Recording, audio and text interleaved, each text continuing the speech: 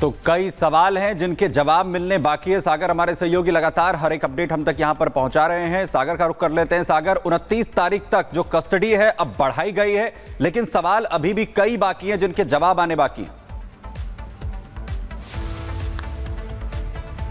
बिल्कुल सुमित, अगर हम बात करें तो आरोपी की रिमांड अब 29 तारीख तक बढ़ा दी गई है। पुलिस का ये कहना था जब मैं कोर्ट परिसर में मौजूद था कि अभी आरोपी कई बार ऐसा हुआ कि पूछताछ में सहयोग नहीं कर रहा है, लेकिन वहीं अगर आरोपी पक्ष की बात करें, जो उनके वकील थे, उन्होंने ये भी कहा कि फिंगरप्रिंट की अगर बात करें, कई ऐसे तथ्य हैं जो अभी खोलकर अब सामने पुलिस अभी नहीं रख पा रही है और वहां पर पुलिस की पूरी तरह से फेल जांच साबित हो रही है। चाहे हम बात करें फॉरेंसिक जांच को लेकर भी यहाँ पर सवाल उठाएं। आरोपी पक्ष के वकील का ये भी कहना है कि अगर सिम कार्ड से देखिए, अगर आरोपी की पहचान की जा रही ड्राइविंग लाइसेंस है, उसमें देखिए 1 घंटे के अंदर इसे नया जनरेट किया जा सकता है। इसीलिए जांच पर विश्वसनीयता आरोपी पक्ष के वकील अभी पूरी तरह से जता नहीं रहे।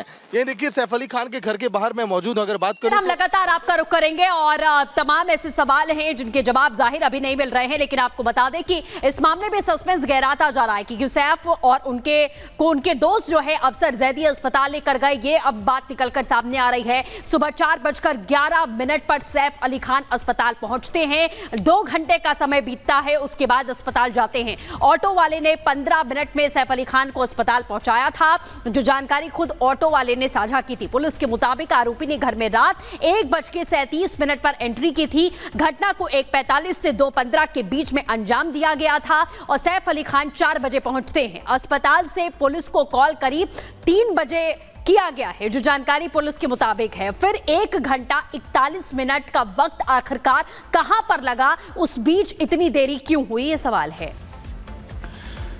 वहीं सैफ अली खान पर हुए हमले मामले को लेकर आरोपी को गिरफ्तार किया गया। आरोपी को कोर्ट ने अब 29 जनवरी तक के लिए एक बार फिर से कस्टडी में भेज दिया, लेकिन आरोपी के वकील अभी भी सवाल उठा रहे हैं कि सीसीटीवी में जो शख्स, जो आरोपी दिख रहा है और जिसे पकड़ा गया है, दोनों ही अलग है। वहीं सैफ के इलाज को लेकर भी कई तरीके के सवाल इस वक्त उठ रहे हैं। जरा देखिए।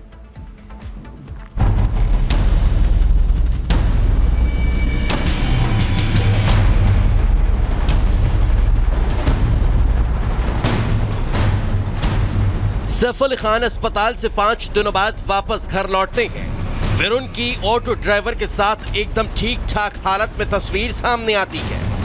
तो इस मामले की गुत्थी सुलझने के बजाय और ज्यादा उलझती दिखने लगती है। सवाल उठते हैं कि सैफ अली खान पर 6 बार चाकू से हमला हुआ तो सिर्फ 5 दिन में वो ठीक कैसे हो गए।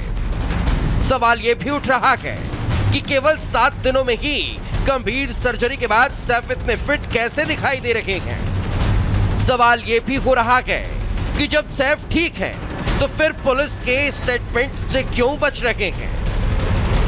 सवाल उठाने वालों में फडणवीस सरकार में मंत्री नितेश राणे हैं। बांग्लादेश पहिले काय करतात त्या मुंबईमध्ये, त्या सैफ अली खानच्या घरात घुसले, म्हणजे नालायक बघा किती आहेत।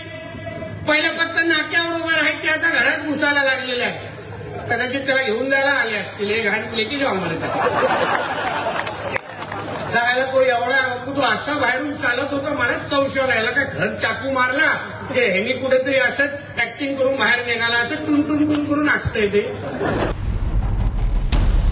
सिर्फ नीतीश राणे की नहीं, शिवसेना के नेता संजय निरुपम भी लगातार ये सवाल उठा रखे हैं कि कुछ तो गड़बड़ है। हमारे मन में सवाल है कि 16 जनवरी की ये घटना है और उसके बाद 6 घंटे का ऑपरेशन होता है और उसके बाद कोई व्यक्ति 4 दिन के अंदर ऐसा हंसते खेलते उछलते कूदते पहुंच जाता है। क्या यह संभव है? तो मेडिकल फ्रेटर्निटी से ही मेरा एक सवाल। नीतीश राणे और संजय निरुपम जिस तरह से सवाल खड़े कर रहे हैं, उससे पुलिस की थ्योरी पर भी सवाल खड़े हो रहे हैं। ऐसे सवालों से मुंबई पुलिस और खुद सैफ के परिवार को पर्दा उठाना चाहिए। सवाल कई हैं। करीना कपूर का घर से सैफ को छोड़कर करिश्मा के घर चले जाना, सैफ का अकेले ऑटो में अस्पताल जाना, आरोपी का घर में चोरी न करना, सोसाइटी में किसी को कानो कान खबर न लगना, ये वो तमाम सवाल हैं जो लोगों को ये सोचने पर मजबूर कर रहे हैं कि जितना आसान ये केस दिखाई देता है उतना है नहीं। लेकिन अच्छी बात ये कि सैफ अब पूरी तरह से ठीक है। लीलावती अस्पताल की मेडिको लीगल रिपोर्ट से खुलासा हुआ है कि सैफ को 5 जगह चोट लगी थी। सैफ के दोस्त जैदी ने उन्हें लीलावती अस्पताल में भर्ती कराया था। ये वो रिपोर्ट है जो अस्पताल ने पुलिस को दी है। Bureau report, Republic Bharat. अब आपको बयान हम यहां दिखा देते हैं कि सैफ अली खान, करीना और उनकी मेट की तरफ से क्या क्या बयान यहां पर इस पूरे मामले को लेकर दिया गया। ग्राफिक्स के जरिए हम आपको दिखाएंगे। सैफ अली खान का बयान है कि 11वीं मंजिल पर करीना मौजूद थी। करीना कपूर ने कहा कि हमलावर ने सैफ पर कई बार वार किए। और मेट एफआईआर में आखिरकार क्या लिखा गया ये आपको बता दें कि चोरी के इरादे से जो आरोपी शहजाद है वो घुसा था। सैफ अली खान ने कहा कि सैफ करीना ने मेड की जो चीखें हैं वो यहां पर सुनी जब मेड चिल्लाती है। करीना ने कहा कि डर से बच्चों को 12वीं मंजिल पर भेज दिया गया और एफआईआर में लिखा गया कि 1 करोड़ रुपए की मांग आरोपी शहजाद ने की थी। और सैफ अली खान ने बताया कि मेड की चीख सुनकर सैफ अली खान कमरे से बाहर आते हैं। करीना कपूर के बयान में कहा गया कि करीना को करिश्मा अपने घर लेकर चली गई जब ये सब कुछ वहां पर हो गया। एफआईआर में लिखा गया कि पैसे को लेकर हमलावर मेड से उस समय बहस कर रहा था। और सैफ अली खान ने बयान दिया कि सैफ पर हमलावर ने चाकू से हमला किया। करीना कपूर का कहना था कि हमलावर जेल तक नहीं पहुंच सका क्योंकि सैफ बीच में आ गए थे। और एफआईआर में लिखा गया कि मेड को बचाने के लिए सैफ वहां पर पहुंचे थे। तो बयानों में कितनी भिन्नता है वो भी आप यहां पर देख सकते हैं कि सैफ अली खान जिन पर हमला हुआ उन्होंने क्या कहा और करीना और एफआईआर में क्या कुछ लिखा गया। वही 29 तारीख तक के लिए अब कोर्ट की तरफ से कस्टडी आरोपी शख्स से यहां पर बढ़ाई गई है, लेकिन आरोपी शख्स के वकील सवाल उठा रहे हैं। क्या कुछ उनका कहना है, रिपब्लिक भारत ने खास बातचीत की, जरा सुनिए। रिपब्लिक भारत पर आरोपी पक्ष के वकील संदीप जी हमारे साथ जुड़ गए हैं। संदीप जी, आज के दिन कोर्ट परिसर में क्या क्या हुआ? आज के पीसी के लिए फाइट हुई है। पुलिस कस्टडी के लिए उन्होंने डिमांड किया 7 दिन की, लेकिन 5 दिन का ही उनको कस्टडी मिला गया। पूरे मामले में देखिए अभी कई ऐसे पेचीदा मोड़ आ रहे हैं। क्या लग रहा है कि अभी जिस तरह से आरोपी के पिताजी ने कहा कि नहीं आरोपी नहीं है, पुलिस के भी तरह तरह के कई मनगढ़ंत कहानियां जिस पर आपने भी सवाल उठाए, क्या लग रहा है कि अभी केस में बहुत कुछ सस्पेंस ही बाकी है?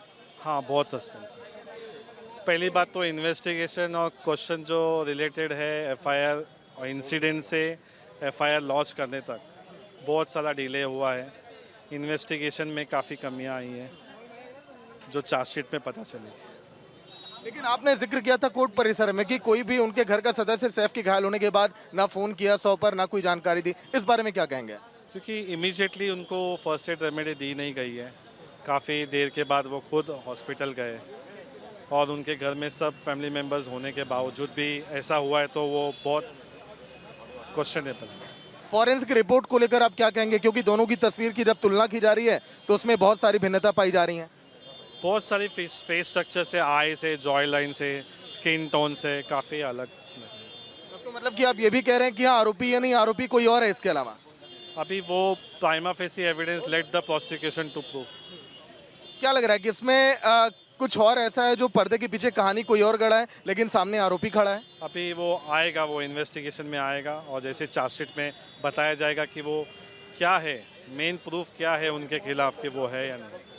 ठीक है, फाइनल कंक्लूजन क्या है कि इस केस में अभी कितने मोड़ आएंगे और अभी क्या आपकी तरफ से अभी आगे पेश किया जाएगा साक्ष्य को लेकर?